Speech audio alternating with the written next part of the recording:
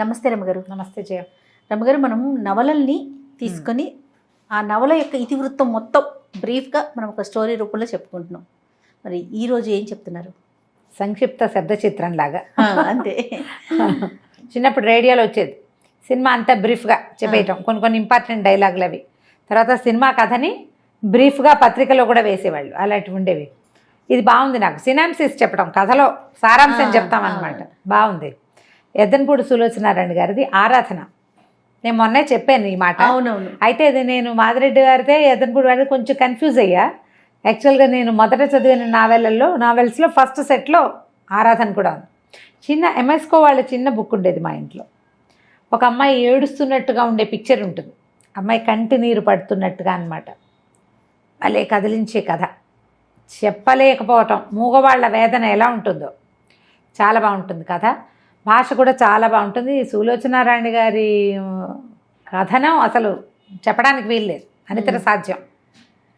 ఎంత స్టైలిష్గా ఉండే క్యారెక్టర్లు నావెల్స్ రాశారు ఆవిడ. క్యారెక్టర్లను పెట్టి సింపుల్ సోబర్ సామాన్యమైన వాళ్ళు, మన పక్కింటి వాళ్ళు, సాధారణమైన మనుషుల కథలు కూడా చాలా బాగా రాశారు ఆవిడ. సెక్రటరీ అవి చాలా ఇష్టం నాకు. సెక్రటరీ, మీనా, జీవన తరంగాలు భలే బాగుంటాయి.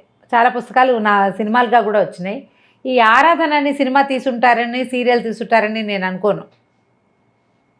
ఎందుకంటే ఆరాధనలో హీరోయిన్కి మాటలు లేవు. ఓహో, మూగమ్మాయి, మూగవాళ్ళని పెట్టి సినిమా తీసేంత ధైర్యం ఉండదు జనాలకు. మరి అవి బాగుంటాయి. ప్రేమలేఖలు, సిరివెన్నెల మనం చూస్తాం, సుహాసిని అదొకటే కనిపిస్తుంది, క్యారెక్టర్ కదా, అదొకటే కనిపిస్తుంది. అది కూడా అది విశ్వనాథ్ గారి చేతిలో పడింది కాబట్టి ఆయన తన తపస్సుతోటి దాన్ని సాధ్యం చేసేసారు, పండించేశారు. అంతే, అవును, అందరి వల్ల కాదు. బాగుంటుంది ఆరాధన కదా. అలాగే స్టార్ట్ చేద్దాం.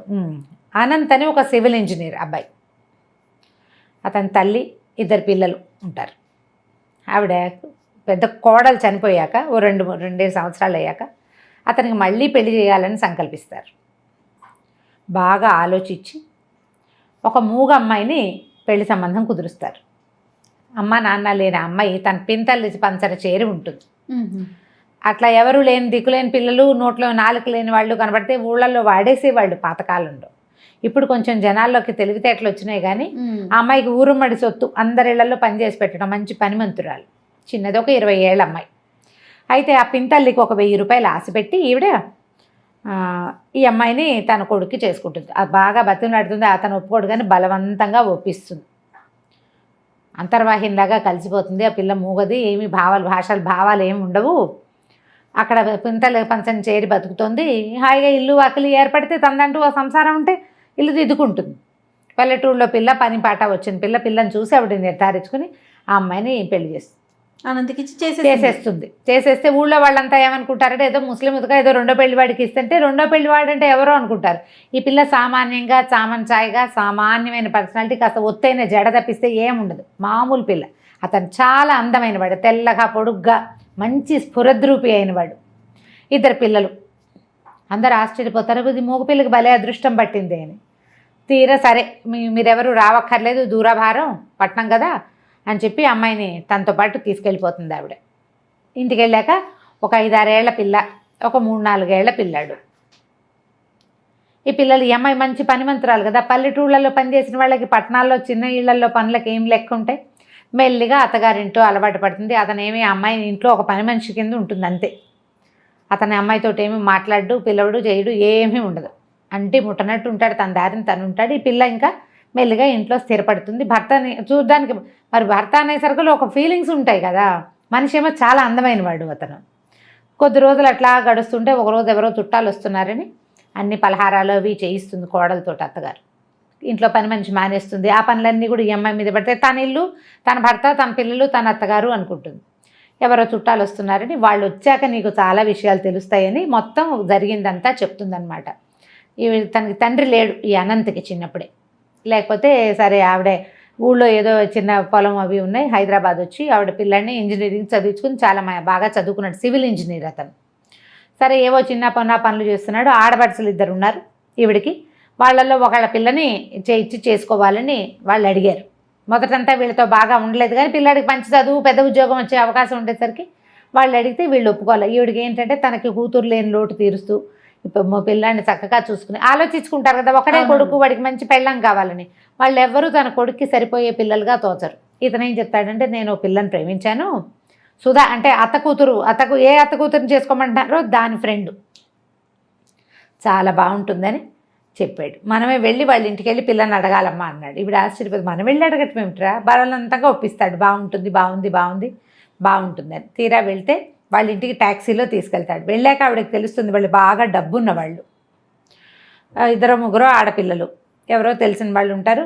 వాళ్ళు ఊరికే హలో అంటారు, కానీ పిల్లేమో బెంగాణి బొమ్మల్లే చాలా అందంగా ఉంటుంది, అపరిమితమైన నాజూకు, బోళ్ళంత ఆస్తిపరులు. ఈవిడ ఒప్పుకోదు ఆ పెళ్ళికి. వాళ్ళు పెళ్లి గురించి వాళ్ళు ఏం మాట్లాడరు. ఈవిడ ఆ ఇంటికి వెళ్ళి మీ పిల్లని మా పిల్లాడికి ఇవ్వండి అని అడగటం ఎలాగో ఈవిడికి అర్థం కాదు. ఇంటికి వచ్చాక తల్లి కొడుకు పోట్లాడుకున్నారు. ఆవిడ చెప్తుంది అన్నమాట ఈ సంగతి అంతా. తను చక్కగా కలిసిపోతుంది. నాకు ఎంతో ఇష్టం, ఆ రాధ అంటే పంచప్రాణాలు ఈ అనంత్కి.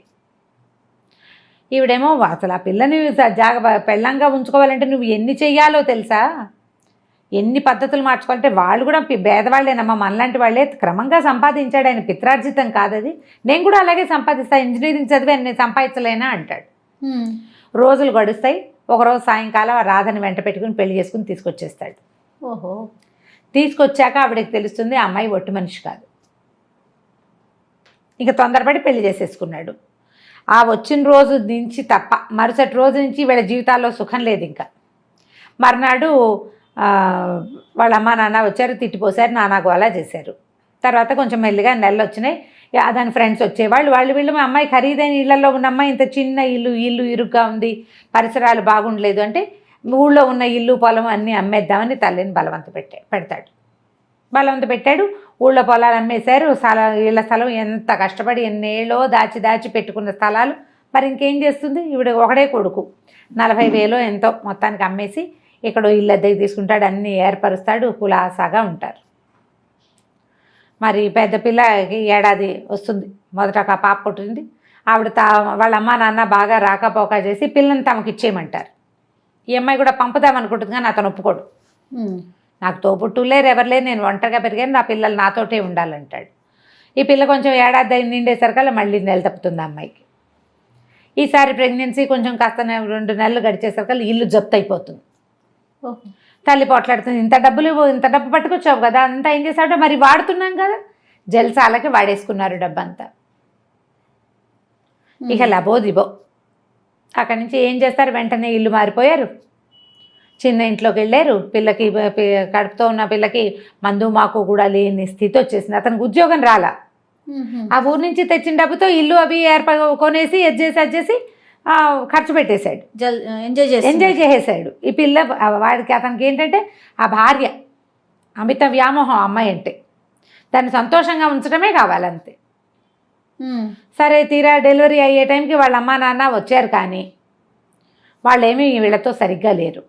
ఇంత చిన్న ఇంట్లో ఉంటున్నారని ఏదో అంటారు. అమ్మాయి దిగులుగా ఉంటుంది. పిల్లడు పుట్టాక మా అమ్మ వాళ్ళ ఇంటికి వెళ్తానంటుంది, బెంగ పెట్టుకుంటుందని పంపిస్తారు. అక్కడికి వెళ్తే 2 రోజులు 4 రోజులకి తిరిగి వచ్చేస్తుంది, ఉండలేదు వాళ్ళ దగ్గర. వాళ్ళంతా డబ్బులు ఉన్నవాళ్ళు, ఈ అమ్మాయి పేదింట్లో ఉండిపోయింది. నాదే పొరపాటు, ఉద్యోగం లేని వాడు ఇంత ఖర్చు పెడుతుంటే ఎలాగా అని నేను అడగలేకపోయాను, నాకు తెలియలేదు, నా వల్లే మన పరిస్థితి ఇట్లా అయిందని ఫీల్ అవుతూ ఉంటుంది. పిల్లాడు కొంచెం పెరిగిన తర్వాత ఒకరోజు పిల్లలిద్దరిని తయారు చేసి, నేను మా అమ్మమ్మ వాళ్ళ ఇంటికి వెళ్ళొస్తానని పిల్లలిద్దరిని ఇక్కడ పెట్టి పుట్టింటికి వెళ్తుంది. మర్నాడు పొద్దున మధ్యాహ్నం వాళ్ళ నాన్న వచ్చి ఆగమేఘాల మీద రాసుకెళ్ళి ఎక్కడన్నాడు, నా కూతురుని చంపేశాడని కాల్ చేశాడు. ఆ అమ్మాయి అక్కడికి వెళ్ళి నిద్ర మాత్రలు వేసుకుని చనిపోయింది అమ్మ వాళ్ళ ఇంట్లో. నా వల్లే నా భర్త ఇట్లా అధోగతి పాలైపోయాడు, వీళ్ళకి మేము ఎప్పటికి పైకి వస్తాం, మా అక్క చెల్లెళ్ళ ముందు నేను ఎప్పుడు తలెత్తుకుని తిరుగుతాను, అలా దిగులతోటి సూసైడ్ చేసుకుంటుంది. ఈ పిల్లలు మిగిలిపోతారు. అది కష్టం మీద ఇప్పుడే ఏదో ఉద్యోగం, ఒక కాంట్రాక్టు లభించింది, సొంతంగా కాంట్రాక్టులు చేసుకుంటున్నాడు. ఇది మనసులో పెట్టుకో. ఆ రాధని మర్చిపోలేడు వాడు. ఆ రాధ ఒక నిర్భాగ్యురాలు, అదే ధైర్యంగా నిలబడ్డం చేతకాక, భర్తను సపోర్ట్ చేయలేక, తొలి కాలంలో తెలివి తక్కువతనంతో, తర్వాత కాలంలో బలహీనతతోటి చచ్చిపోయింది అని కోడలికి విస్తారంగా జరిగింది చెప్తుంది. ఆ భార్య మహాసౌందర్యవతి, పరమనాజుకు, అత్యంతంగా ప్రేమించాడు. ఈ సామాన్యమైన అమ్మాయిని భార్యగా కూడా ఇతను అంగీకరించాడు. తెలిసింది కదా, సరే కొంతకాలం మెల్లిగా అలవాటు అవుతుంది, లేని ఊరుకుంటుంది. చుట్టాలు ఎవరో వస్తారనుకుంటారు, వాళ్ళు రారు. మెల్లిగా ఇంట్లో అలవాటు పడిపోతుంది. ఏవో చిన్నవి ఇంట్లో వచ్చే సాధారణంగా అందరి ఇళ్లలో వచ్చేవి వస్తూ ఉంటాయి.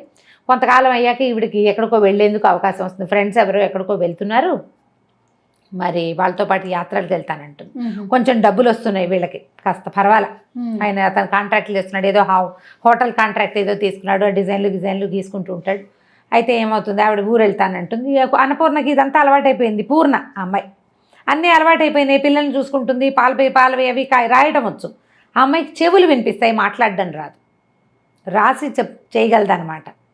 సరే వెళ్ళిపోతుంది ఆవిడ ఊరు. ఈ పిల్లల్ని పెట్టుకుని ఈ అమ్మాయి ఉంటుంది. ఒకరోజు ఏదో మేడ మీద పప్పు ఎండబోయటానికి వెళ్తుంది. పప్పులో పిల్లాడు నీళ్లు పోసేస్తాడు ఆటకి. ఎండబోయటానికి వెళ్తుంది.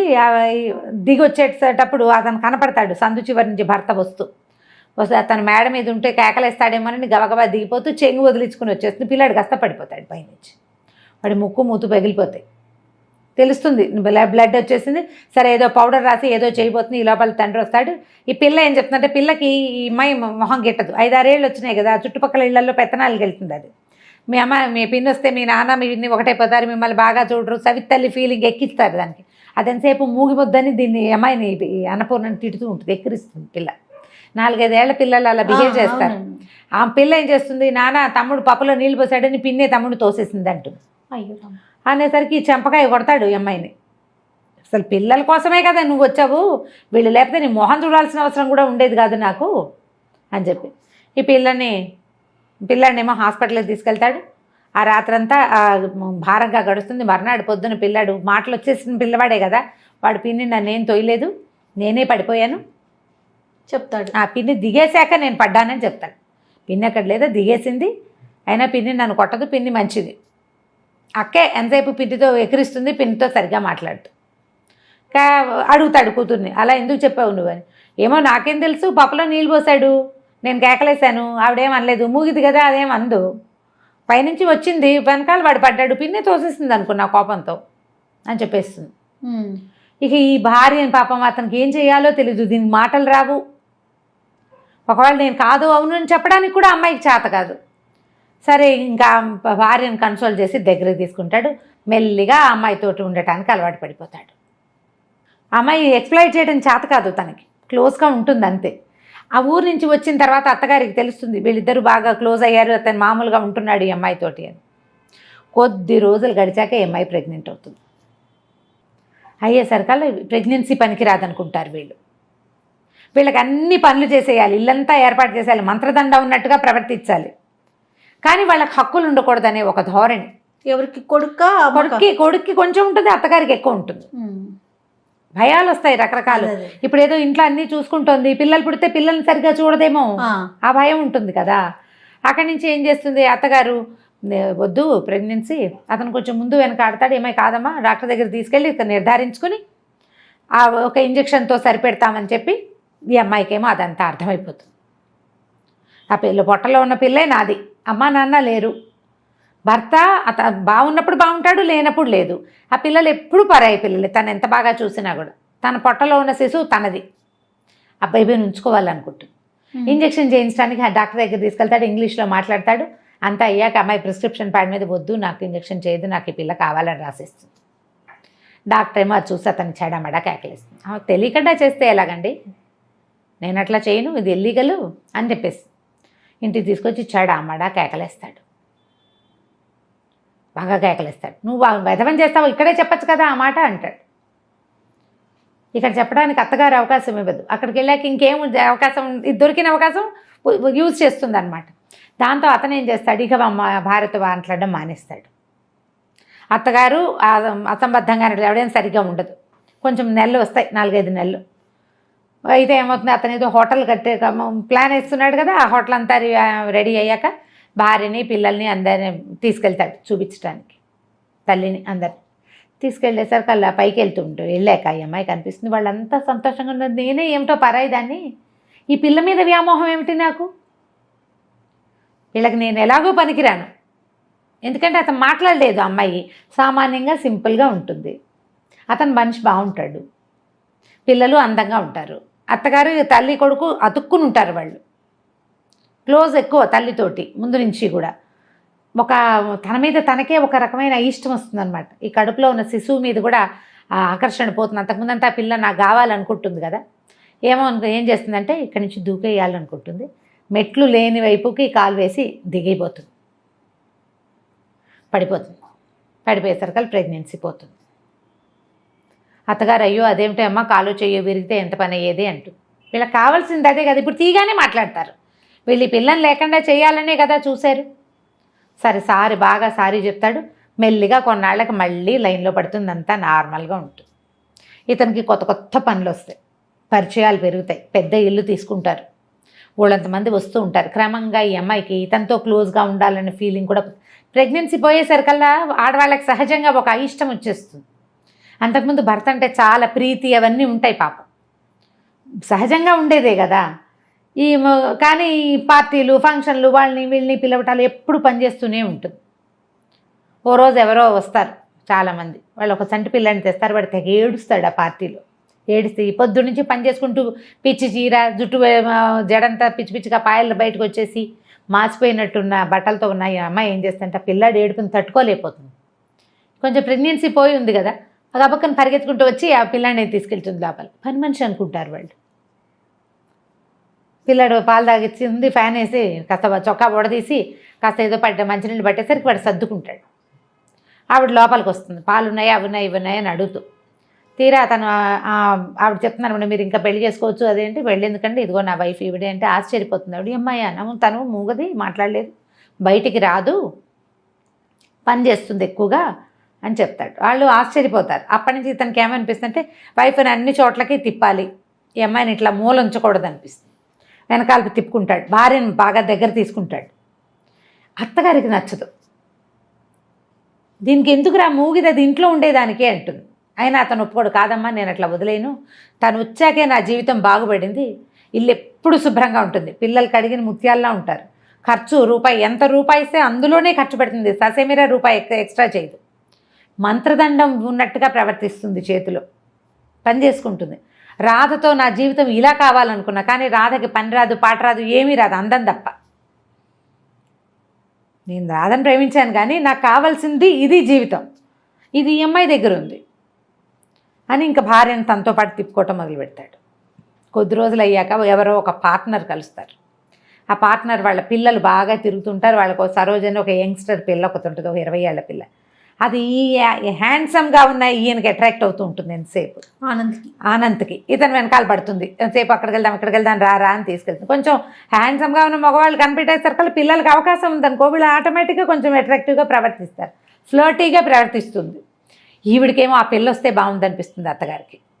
ఇప్పుడు నువ్వు నేను ఉంటామా, మన ఇల్లు ఎప్పుడూ నిశ్శబ్దంగా ఉంటుంది. పిల్లలిద్దరు, రెండో పిల్లాడు కూడా స్కూల్కి వెళ్ళిపోవటం మొదలు పెడతాడు. పని లేదు, పని వాళ్ళు ఉన్నారు ఇంట్లో. అత్తగారు రోజు సరోజన చేసుకుందాం వీడికి అని మొదలు పెడుతుంది. ఆ రోజుల్లో ఇలా ఉండేవి. ఇది ఎర్లీ 70s ఏమైనా రాశారా, లేట్ 70s రాశారనుకుంటా. మూడో పెళ్లి చేద్దామని ఉంటుంది. ఈ మూగు పిల్లని చేసుకుని ఏం చేస్తాడు, వాడు లక్షాధికారి అయ్యాడు, ఇప్పుడు సంపాదిస్తున్నాడు, సంఘంలో పరువు ప్రతిష్ట, నలుగురిలో బయటికి వెళ్ళాలి, ఎవరినైనా తీసుకెళ్ళాలి తనతో పాటు. ఈ పిల్లకి మాటామంతి రాదు, సామాన్యంగా ఉంటుంది. వాడు అందానికి తగిన పిల్ల కాదు. అనవసరంగా తొందరపడి ఈ పిల్లని చేసుకున్నానేమో అనిపిస్తుంది ఆవిడికి. ఆయన పిల్లల్ని పెంచి పెద్ద చేస్తుంది, స్కూల్కి పంపుతుంది, చక్కదిద్దుతుంది, అవన్నీ వేరే, పనికిరాదు, అయినా పనికిరాదు. అయితే ఏమవుతుంది, ఈవిడికి ఎలాగైనా ఈ అమ్మాయిని పంపేసి ఆ సరోజని తెచ్చేసుకుందామని ఉంటుంది. అయితే ఏమవుతుంది, ఇంతలో ఈ అమ్మాయికి ఊరి నుంచి ఉత్తరం వస్తుంది. వాళ్ళ బాబాయ్ రాస్తారు, పింతల్లికి అస్సలు ఒంట్లో బాగోలేదని అన్నపూర్ణని పంపించమంటే అమ్మాయి దొరికింది ఛాన్స్ అని ఈవిడేం చేస్తుంది, ఈ అమ్మాయిని ఊరెళ్ళమంటుంది. అప్పటికే చెప్తుంది సరోజని చేసుకుందాము వీడికి అని.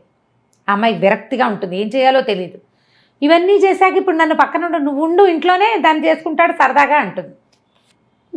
ఆ పూటే అతను అమ్మాయి వచ్చి ఇతన్ని సినిమాకో ఎక్కడికో లాక్కెళ్తుంది. ఈ పిల్ల నేను అన్నపూర్ణని ఊరు తీసుకెళ్తాను, ట్రైన్ ఎక్కిస్తాను, మీరు సినిమాకి వెళ్ళండి అని వాళ్ళని పంపించేస్తుంది. ఈ అమ్మాయికి తన ఎదురుగుండానే భర్త ఆ అమ్మాయితో కలిసి కారులో వెళ్తుంటే ఇక వీడు నాకేం దక్కుతాడు అనిపించేస్తుంది, విరక్తి పుట్టేస్తుంది కదా. సరే ఊరు వెళ్ళిపోతుంది. ఊరు వెళ్ళేసరికి అలా కొద్ది రోజులకే ఈ 4 or 6 పిల్లలు ఉంటారు ఆ పింతల్లికి. బాబాయ్ ఏమో పక్షవాతంతో మంచం మీద ఉన్నాయినా ఆవిడ కాస్త పోతుంది. పిన్ని పోయేసరికల్లా మరి ఆ ఇల్లు భారం ఎవరి మీద పడుతుంది, ఈ ఆ ఇంటికి పెద్దది ఈ అమ్మాయి. సరే ఇంకా మెల్లిగా అక్కడ స్థిరపడుతుంది. పోయిందని తెలియగానే ఈవిడేమనుకుంటుంది, రాజేశ్వరమ్మ గారు అనంత్ వాళ్ళ అమ్మ, అమ్మయ్య ఆ ఇంట్లోకి దీని అవసరం ఉంది ఎలా ఫిక్స్ అయిపోతుంది, కొన్నాళ్ళ పాటు రాదు. ఆ లోపల మన వ్యవహారం చక్కబెట్టేసుకోవచ్చు అనుకుంటాం. అక్కడి నుంచి వచ్చి 2 రోజులు ఇక్కడ ఉండి మరి 4 చూసి నేను వెళ్ళొస్తాను, కాస్త డబ్బులు ఏవో కోడల చేతిలో పెట్టి ఇక్కడ అన్నీ సర్దుకున్నాకే మెల్లిగారా, తొందర ఏం లేదు అని కోడల చేత మా భర్త ఇంకో పెళ్లి చేసుకున్నాడు నాకు అభ్యంతరం లేదని కాగితం మీద సంతకం పెట్టించుకుని పట్టుకెళ్తుంది. అతని పార్ట్నర్ తోటి మాట్లాడితే మీ కోడలు కనుక సంతకం పెడితే మేము పెళ్ళికో రెడీ అని చెప్పారు. వాళ్ళు ఒప్పుకున్నారు. సంతకం పెట్టి ఈ కాగితం నా దగ్గర ఉంటే వాళ్ళు ఒప్పుకుంటారని చెప్పి సైన్ చేయించేసుకుంటారు.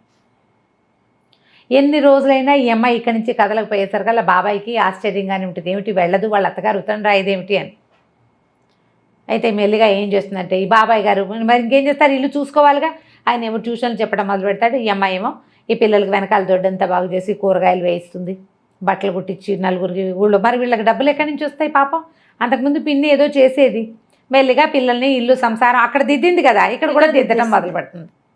మొదలు పెట్టేసరికల్లా ఉత్తరం గిత్తరం ఏం రాదు. బాబాయ్ నిలదీసి అడుగుతాడు, ఏమిటమ్మా మీ ఆయన ఉత్తరం రాయలా, మా అత్తగారు ఉత్తరం రాయలేదంటే, బాబాయ్ ఇంక నేను వెళ్ళను, మా అత్తగారి ఈ ప్లాన్లో ఉంది, నా శక్తి ఉన్నంత వరకు నీ ఇల్లు కాపాడుతాను, నీతో పాటు నన్ను ఉండనివ్వని. ఆయన ఆశ్చర్యపోతాడు, ఏం చేయాలో అర్థం కాదు.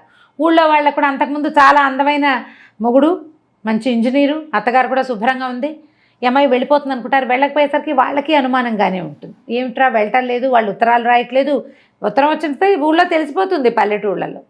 సరే సడన్గా ఒకరోజు ఇంకా అయిపోయి ఉంటుంది పెళ్ళి అనుకుంటుంది. ఆవిడ ఉత్తరం రాస్తుంది అత్తగారు ఒకసారి వాళ్ళ మేనమావలతో మాట్లాడామని, సింపుల్గా ఇంట్లోనే పెళ్లి చేయదలుచుకున్నామని, అంతా అయ్యాక ఇక్కడంతా సర్దుబాటు అయ్యాక ఉత్తరం రాస్తాను, వీలు చూసుకుని వచ్చేద్దుగానని రాస్తుంది. కోడల్ని వదలదు ఆవిడ, ఈ పని చేయడానికి కావాలి కదా, ఆ ఇల్లు దిద్దడానికి ఈ అమ్మాయి కావాలి. ఆ అమ్మాయి సరదాగా చిన్నపిల్ల, దానికేమొచ్చు ఈ పనులన్నీ, ఇల్లు వాకిలి చూడడం అంటే చిన్నపిల్లల వల్ల కాదు కదా, గడిగట్టిన వాళ్ళు కావాలి. ఉత్తరం రాయిస్తానని రాస్తుంది. ఆ ఉత్తరం తీసి బాబాయ్ చేతులు పడుతుంది, ఇదిగో ఇది నా పరిస్థితి అని. ఇక మెల్లిగా ఊళ్ళో స్థిరపడుతుంది, బట్టలు కత్తిరించడాలు అవి ఇవి జాకెట్లు కుట్టడాలు, అమ్మాయికి వచ్చిన పనులు.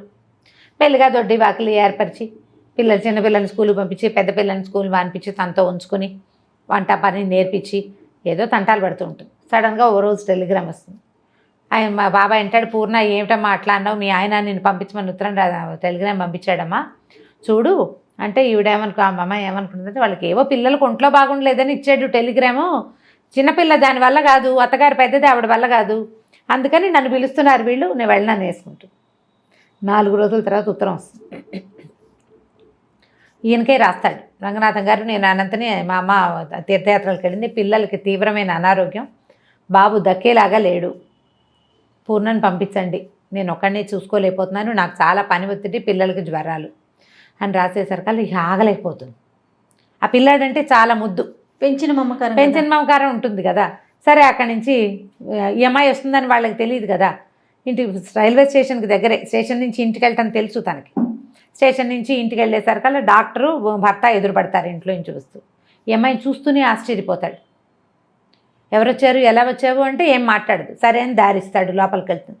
ఇల్లు నేను వదిలిని పెట్టిన ఇల్లేనా ఇది అని ఆశ్చర్యపోతుంది. ఇల్లంతా మురికి కూపం, అత్తగారు ఇట్లా ఉన్న ఇల్లు ఎలా వదిలిపెట్టి వెళ్ళిపోయిందో అర్థం కాదు అమ్మాయికి. పిల్లలు మంచాల మీద ఉన్నారు, మంచాన్ని బంతిలా ఉండే పిల్లాడు బల్లిలాగా మంచానికి అతుక్కుపోయి కనిపిస్తాడు. ఆ కూతురికి విపరీతమైన జ్వరం, ఇల్లంతా మందు సీసాలు, అతని చొక్కాకి గుండీలు లేవు, ప్యాంట్ మీదంతా మందు మరకలు, ఇల్లంతా మహాలోకంలాగా ఉంటుంది, మాసిపోయిన బట్టలు ఎక్కడ పడితే అక్కడ. ఈయన టెన్షన్తో కాల్చేసిన సిగరెట్ పీకలు. ఏం చేస్తారు? అక్కడి నుంచి వచ్చాడు. వచ్చిన తర్వాత చూస్తే పిల్లకి బాగా సీరియస్ అయిపోతుంది. పిల్లవాడికి జ్వరం జారినప్పుడే పిల్లకి సీరియస్ అయిపోతుంది. ఏవో మందులు తీసుకొస్తాడు. ఏం చేస్తుంది, ఇంకా గబగబా కొంగు బిగించి మెల్లిగా ఓ పక్క నుంచి మొదలుపెట్టి ఇల్లంతా ఊడ్చి ఎత్తిపోసి చెత్తలని పిల్లల పక్కలు మార్చి తను తెచ్చుకున్న పెట్టెలోంచి పక్క దుప్పట్లేవి, ఉతికిన దుప్పట్లే లేవా ఇంట్లో, తను తీసుకొచ్చిన సూట్ కేసులోంచి తన చీరలే ఇస్త్రీ పెట్టుకున్న చీరలన్నీ మడతలు విప్పి మంచం మీదేసి పిల్లల్ని పడుకో. శుభ్రమైన పక్కన లేకపోతే జబ్బులు పెరిగిపోతాయి. ఆ ఇంట్లోకి రాగానే అతను కనిపిస్తుంది, అన్నపూర్ణ చేతిలో ఏదో మంత్రదండ ఉంది, ఇల్లంతా క్లీన్, గంటలో పక్కలు చూస్తే పడుకోవాలనిపిస్తుంది. ఎన్నిసార్లు అనుకుంటాడనమాట అతను, ఈ అమ్మాయి ఉండబట్టే నా జీవితం హాయిగా ఉంది అని. అది ఇప్పుడు అనిపిస్తుంది. సరే పిల్లవాడికి ఏదో ఎప్పటికీ ఎన్ని రోజులు తిండి పెడితే వాడు కోలుకుంటాడు. ఈ పిల్ల కాస్త బాగా దిగినా వెళ్ళిపోతుంది.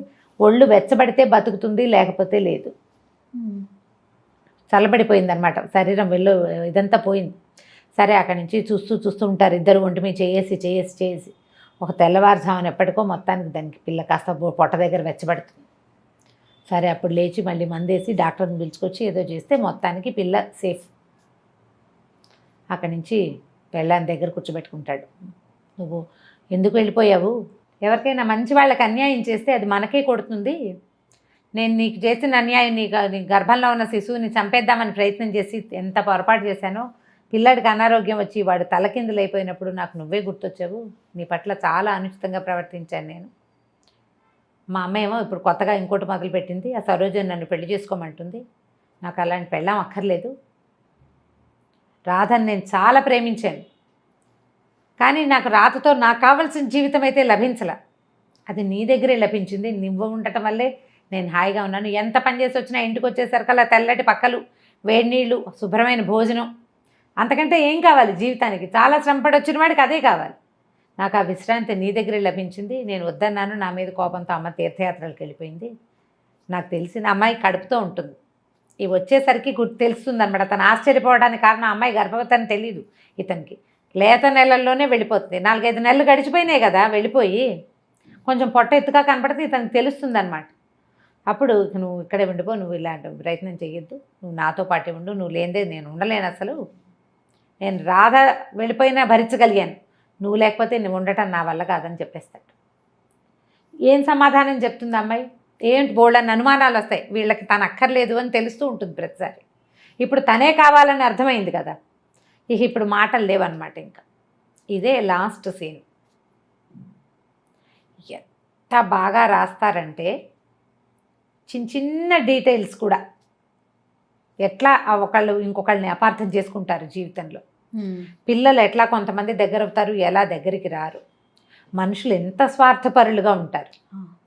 చిన్నప్పటి నుంచి ఈ పిల్లతోటి పని చేయించుకుని పింతలేమో 1000 రూపాయలకి ఆశపడి ఈ పెళ్లి చేస్తుంది.